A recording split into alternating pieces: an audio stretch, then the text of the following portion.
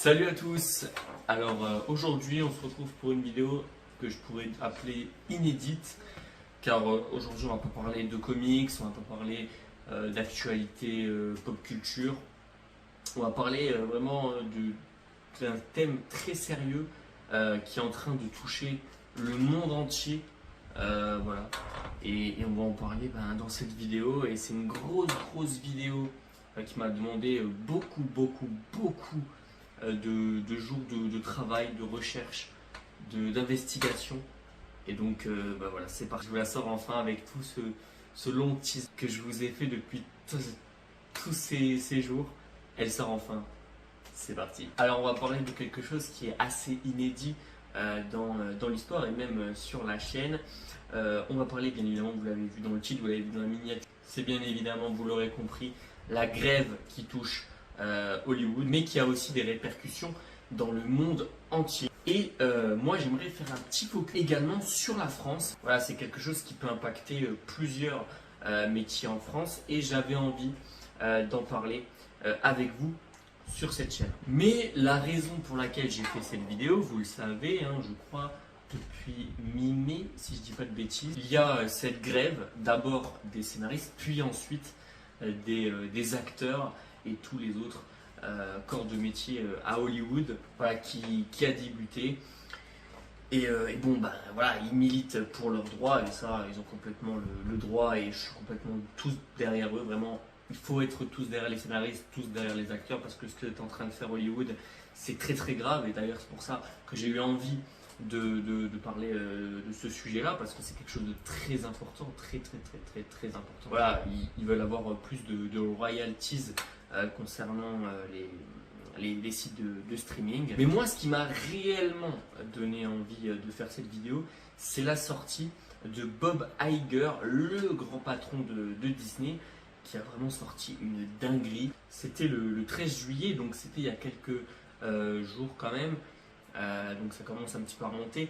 Moi j'ai vu son interview vraiment plus tard, donc c'est pour ça aussi que la vidéo sort que maintenant. Et donc Bob Iger, il est revenu dans cette interview sur la grève des scénaristes. Et personnellement, j'ai trouvé les propos de ce patron, de ce monsieur, très cyniques et très violents à l'égard de personnes qui finalement se battent pas pour leur vie, mais quand même, c'est leur métier. Sans ça, ils ne peuvent pas nourrir leur famille et ils ne peuvent pas se nourrir eux-mêmes. Donc c'est très grave, c'est très important ce sujet-là et cette grève qui touche tout Hollywood. Et puis même pour les acteurs, c'est vrai que voilà, plusieurs acteurs l'ont dit, aux États-Unis, il faut avoir atteint un certain seuil de richesse pour pouvoir prétendre à la sécurité sociale par exemple. Donc voilà, c'est vrai que la sécurité sociale, donc tous les aides médicaux, etc., eh bien, il y a beaucoup de personnes qui n'ont pas accès à ça, alors qu'en France, nous, on a accès à ça, tu vois. C'est vrai que j'ai trouvé vraiment ces propos que je vous propose d'écouter vraiment très violents. It's a shame. It is really a shame. This is the worst time in the world to add to that disruption. I understand any labor organization's desire to work on the behalf of its members to get the most compensation, to be compensated fairly based on the value that they deliver. There's a level of expectation that they have that is just not realistic. Donc voilà, moi ce qui me choque, c'est vraiment le mot honte. Voilà, parce que c'est-à-dire que pour lui, c'est vraiment une honte ce que font les scénaristes et les acteurs, c'est-à-dire se mettre en grève. Voilà, donc pour lui c'est une honte parce que ça met en péril tout un système, tout un écosystème, toute une industrie, voilà c'était le mot que je cherchais. Voilà, donc il met en péril tout ça. Certes, à un moment donné ça va pas que dans un sens, il faut que ça soit donnant-donnant. Et là on voit très bien que ça ne va pas dans le sens des acteurs et des scénaristes, donc c'est logique. Et ils ont complètement le droit de se mettre en grève.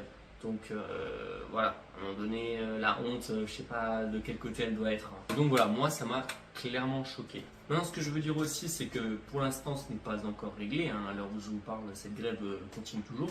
Et beaucoup de projets qui avaient commencé avant la grève, des tournages, etc., même des productions, tout ça, eh bien, tout était stoppé. Donc tout a été décalé à je ne sais pas combien de temps.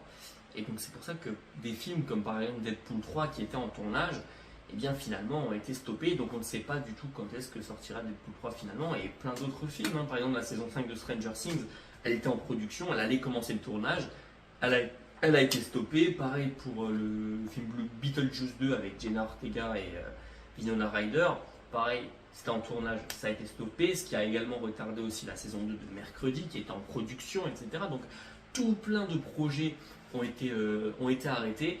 Et donc vraiment ça impacte vraiment tout le monde, c'est une dinguerie. Donc voilà, donc les grèves continuent encore aujourd'hui. Maintenant, ce qu'on a appris dans la presse, ce serait qu'une réunion a eu lieu il y a quelques jours entre les représentants des grévistes et la partie adverse. Donc je ne sais pas ce qui en est sorti de cette réunion, il n'y a aucune fuite qui est sortie. Donc je ne sais pas, mais étant donné que les grèves continuent toujours, je pense qu'ils ne se sont pas mis d'accord, sinon ça se serait arrêté. Donc voilà, donc affaire à suivre, mais c'est vrai que c'est quelque chose de très compliqué. Ceci étant dit, maintenant moi, je voulais me concentrer sur la France, parce que la France, c'est un marché, hein, vous le savez, où la VF est très importante. C'est quelque chose qui fait partie de notre culture. C'est quelque chose que personnellement moi j'apprécie, et même la majorité apprécie la VF, parce que voilà, on a de très bons comédiens en France. Et donc ces comédiens-là risquent à terme, à cause de l'intelligence artificielle et du fait que les studios misent vraiment et investissent beaucoup d'argent sur l'intelligence artificielle, sur les IA, eh bien, ils risquent tout simplement de ne plus exister et de perdre leur travail. Et moi, eh bien, j'avais envie de vous partager plusieurs choses à ce sujet-là. J'avais envie de vous partager plusieurs choses à ce sujet-là parce que voilà, c'est un sujet qui est très important et j'avais vraiment envie d'en parler. Voilà, moi je respecte la VO, même si c'est vrai que je regarde que mes films en VF, ou même mes séries, etc. Donc, mais je respecte la VO, il n'y a aucun souci, c'est la version originale, voilà, on a la vraie voix des acteurs, leur vrai jeu, machin. C'est vrai que la VF, c'est les doubleurs qui font les pantins, quoi. C'est-à-dire que voilà, les acteurs qui jouent, c'est des marionnettes, quoi, avec une autre voix par-dessus. Donc c'est différent. Mais c'est de qualité énormément, parce qu'en France, on a vraiment une VF de qualité. Et pour la petite anecdote, voilà, j'ai quand même mon frère qui fait du doublage de son côté, hein, pas en tant que professionnel, voilà, en tant qu'amateur et tout, mais il s'en sort très bien. Et d'ailleurs, je vous invite à aller regarder un petit extrait. A tout de suite.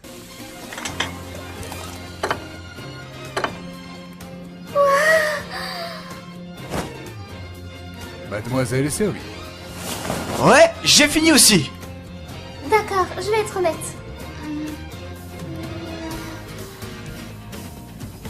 C'est dégueulasse. Bon sommage, je ferme le restaurant et je t'envoie étudier à l'Académie Totsuki. Quoi? Mais c'est absurde, quel est l'intérêt? Nous sommes dans un etchi. Un etchi? Mais c'est du génie! Au fait, Soma, je suis parti en vacances à Las Vegas, pas trop le sam? Papa, je te hais! Vous n'avez plus rien à craindre. Et vous savez pourquoi? Car la cavalerie est là. C'est le cas du jeune Izuku Midoriya. Oui, c'est mon plus grand rêve. Tu finiras sur tout question Lidl. Mais s'ils se foutent tous de ma gueule, je dois rester digne. Allez Izuku, montre-leur qui tu es vraiment. Ouais, mais moi je suis le personnage principal. Vous êtes des randoms. Dégage. Mais y a pas plus énervant qu'un nerd comme toi sans alter mais qui croit encore au miracle.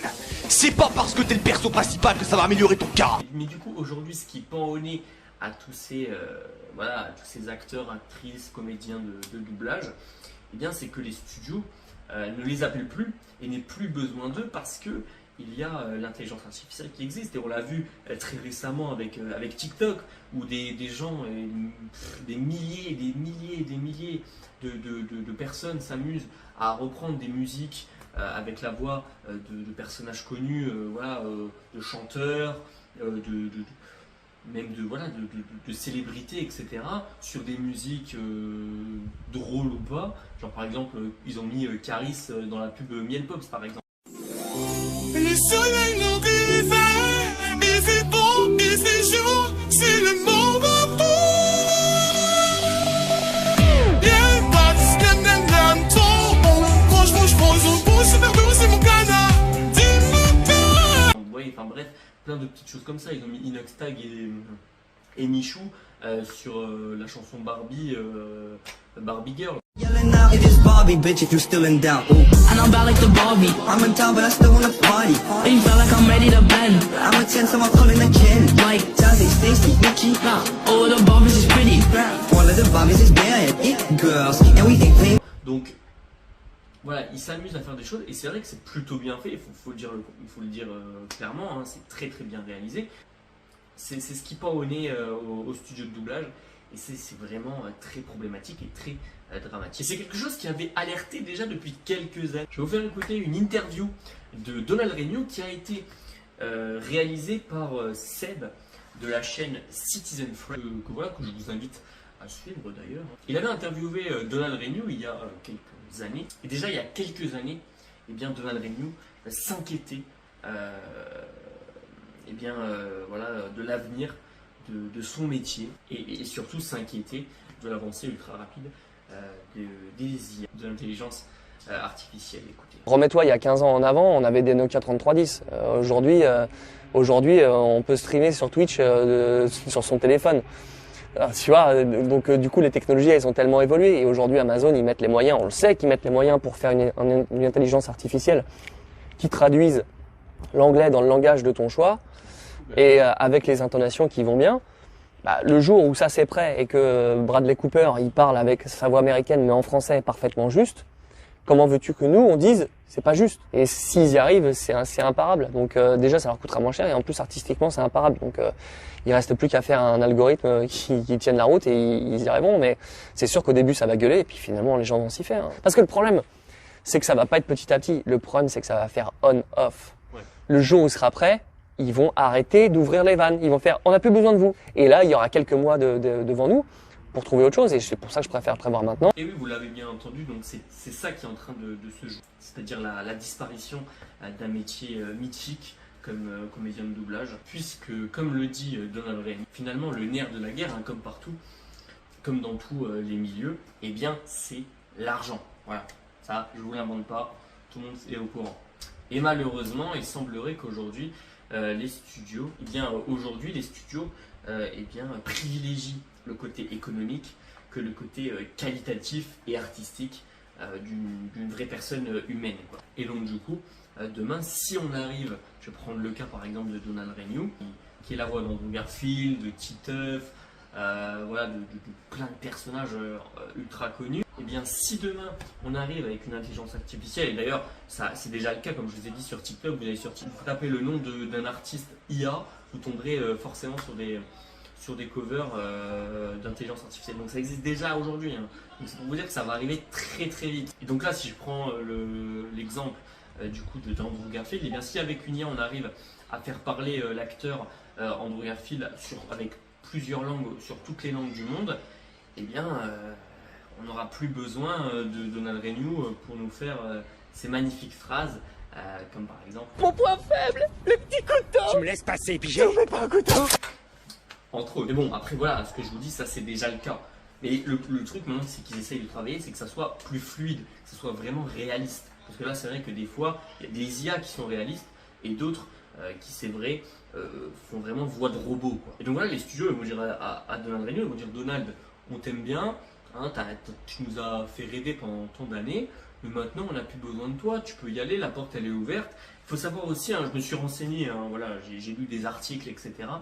A priori, hein, une journée de doublage, ça se situe entre 250 et 500 euros la journée. Après voilà, je pense que ça varie selon la popularité du doubleur, etc. C'est sûr qu'un Donald Renew, aujourd'hui c'est plus cher qu'un petit qui débute, genre par exemple mon frère, tu vois, vous voyez ce que je veux dire, grosso modo, quoi. Et donc voilà, les studios ils vont se dire quoi? Ils vont se dire, attends, si je dois choisir entre payer 200, 300, 400, 500 euros la journée de tournage, et de l'autre côté, avec une IA, payer beaucoup moins cher, et le choix il est vite fait. Donc en fait, c'est ça ce qui va arriver, et c'est ça ce qui risque d'arriver, c'est vraiment que voilà, les studios n'aient plus besoin de comédiens de doublage et que voilà, d'ici quelques années, parce que ça va arriver très très vite, je vous le dis déjà, ça arrive, ça monte à une vitesse exceptionnelle.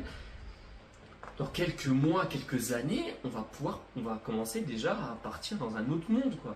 Et ça fait très très peur. Et il y a plein de choses aujourd'hui, comme je vous ai dit, qui existent déjà. J'ai découvert, par exemple, en me baladant comme ça sur internet pour préparer cette vidéo, que par exemple le DJ David Guetta, le DJ ultra connu David Guetta, avait réussi à faire une musique en feature avec Eminem, voilà, le rappeur Eminem, mais tout ça avec une intelligence artificielle. Donc ça veut dire qu'en fait que Eminem n'a jamais posé sa voix sur cette musique de David Guetta. Et voilà, bien évidemment, David Guetta, il n'est pas bête, il a décidé de ne pas la commercialiser pour les droits d'auteur, etc., les droits musicaux, c'est logique.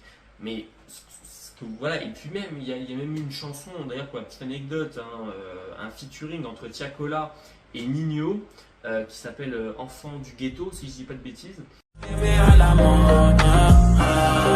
Jeune enfant du ghetto, cherche la monnaie slèche deux sapins du gâteau, puis son petit veto, t'en plains pas de mi-temps, veux pas lire mi-temps, lève tôt et se couche tard, c'est l'enfant du ghetto, sachez qu'on redouter, les efforts j'ai doublé, sachez qu'on redouter, le projet m'a. Qui est une musique 100% faite avec de l'IA, c'est-à-dire que ni Tiakola ni Nino n'ont posé sur ce son, et ce son aujourd'hui, en tout cas à l'heure actuelle, le son est double disque d'or sur Spotify, Deezer, etc., sur toutes les plateformes. Alors que les deux rappeurs n'ont jamais posé sur ce son. C'est-à-dire que c'est un petit chômeur là, de 12 ans sur son lit en caleçon, qui a fait sa petite musique là, ça lui a pris 30 secondes et aujourd'hui il est double disque d'or, voire plus à l'heure actuelle, et c'est complètement dingue. Et le son en lui-même, vraiment, il est exceptionnel. Pour vous dire, moi je vais pas vous mentir, moi je l'ai mis dans ma playlist parce que le son il est banger. Mais ça fait peur, ça fait extrêmement peur. Donc voilà, vous voyez ce qu'aujourd'hui on est capable de faire avec l'intelligence artificielle. Et il y avait aussi autre chose que je voulais vous partager dans cette vidéo, c'est tout simplement un post qu'avait fait l'acteur Jean Dujardin, dans lequel il disait, donc voilà, il avait mis une photo que je suis en train de vous mettre actuellement à l'écran, où il avait mis une photo d'un micro d'enregistrement, un petit peu comme voilà, celui-là, bon, c'est un micro d'enregistrement, mais vous avez compris, où il disait plus personne devant ce micro, voici ce qui pourrait arriver aux comédiens de la voix off et du doublage, ainsi qu'aux acteurs des autres secteurs si l'IA n'est pas cadrée par des lois. Il avait posté ça il y a quelques mois. Je dirais que c'était en mai, je crois, quelques temps après le début des grèves. Et voilà, et donc en fait le fait que ça arrive jusqu'au plus haut niveau, et voilà, on s'en inquiète, et ça montre voilà l'importance de ce phénomène et l'importance du combat qui est en train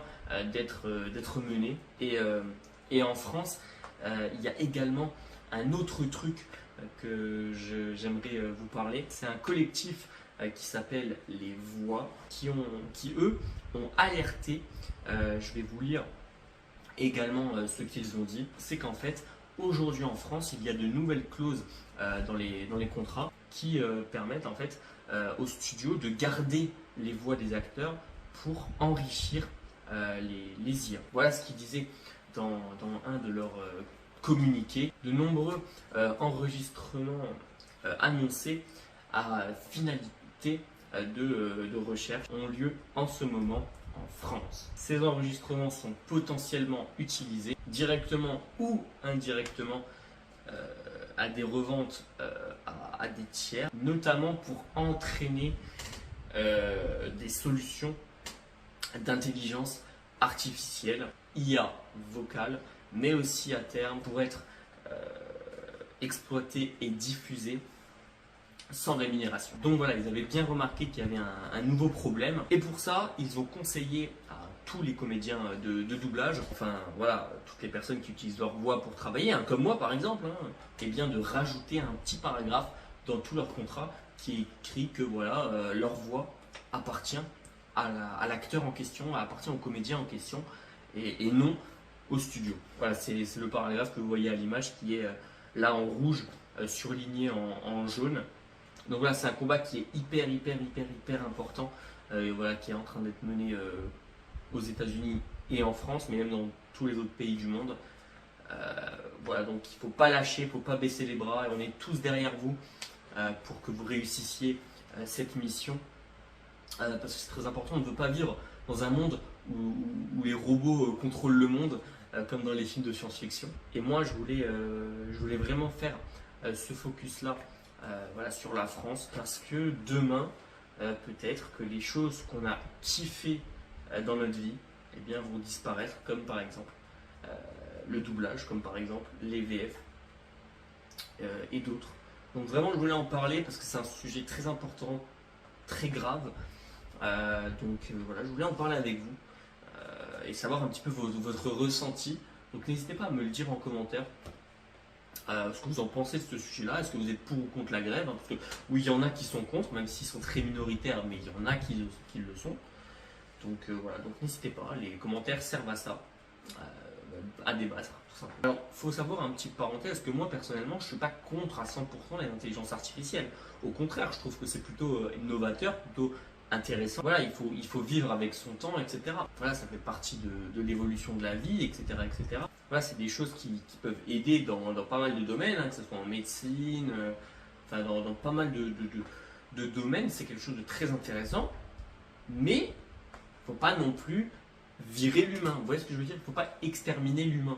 C'est-à-dire qu'il faut que l'humain travaille avec l'IA, mais pas que l'IA travaille toute seule. Vous voyez ce que je veux dire? C'est ça que je dis. Après, chacun est libre de penser ce qu'il veut, hein, bien sûr. Et voilà, j'aimerais pas que ça remplace le côté artistique, comme par exemple, voilà, pour les comédiens de doublage, entre autres. Voilà. Mais après, tout ce qui est médical, etc., c'est très intéressant. En étant avec un médecin, un vrai médecin, quoi. C'est-à-dire que le médecin, il travaille avec le robot pour trouver les meilleurs antidotes pour vaincre des maladies, pour soigner voilà, des cancers, etc. Ça, il n'y a aucun souci. Mais c'est tout, quoi. Pas que le robot eh bien, prenne tous les pouvoirs. Ça, c'est pas possible. On ne peut pas vivre comme ça, ce n'est pas possible. Donc voilà, moi aujourd'hui, je suis pas là à faire le vieux con, le boomer, à dire que voilà, il faut pas d'IA, etc. Non, pas du tout.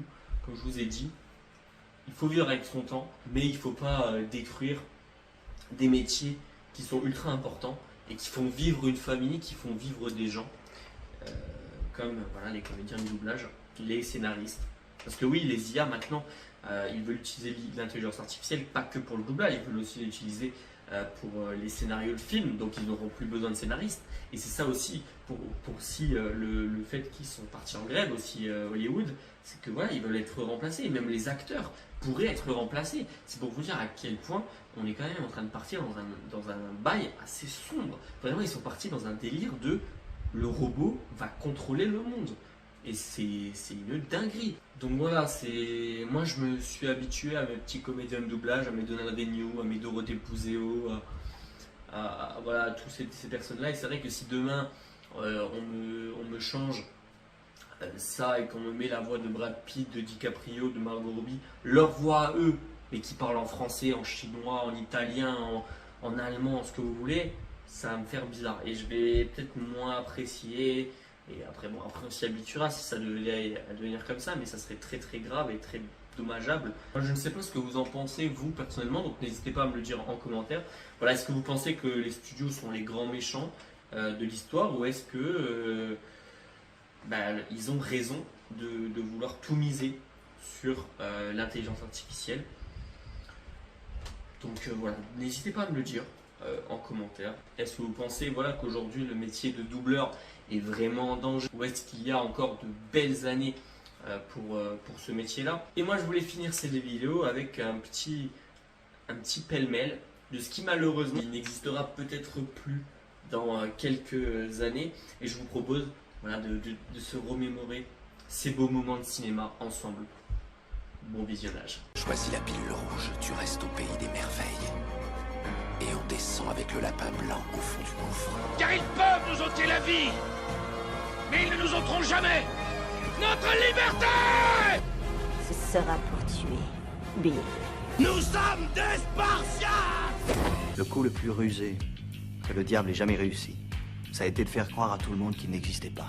Je suis le capitaine Jack Sparrow. J'arrive à voir ma queue! Ma queue! Ma queue! Ma queue! Ma queue! Ma queue! Qu'est-ce que vous allez faire? M'inculper pour fumage? La beauté, l'amour, l'aventure. C'est en fait pour cela qu'on vit. On peut trouver le bonheur même dans les moments les plus sombres. Maman disait toujours, la vie c'est comme une boîte de chocolat. Au cas où on se reverrait pas d'ici là, je vous souhaite une bonne soirée et une excellente nuit. N'hésitez pas à me dire en commentaire ce que vous pensez de cette vidéo. Est-ce que vous avez passé un bon moment en ma compagnie? Qu'est-ce que vous pensez de ce sujet plus globalement? Est-ce que vous aimez bien ce type de vidéo, ce type de sujet, ce type de format? N'oubliez pas de lâcher un petit pouce bleu, ça fait super plaisir. Voilà, et ça m'aide bien évidemment à partager la vidéo parce que cette vidéo doit être partagée. Partagez-la en max, il faut qu'elle soit vue par le plus de personnes possible. Donc voilà, n'hésitez pas à vous abonner, c'est vraiment la preuve ultime de votre remerciement par rapport à mon travail et ça me fait vraiment super plaisir. Donc n'hésitez pas à le faire, ça fait toujours plaisir. Voilà, ça coûte rien, c'est gratuit. Donc voilà, merci à tous. On se retrouve très vite pour de nouvelles vidéos, de nouvelles critiques sur la chaîne. C'était Alexis. Ciao tout le monde.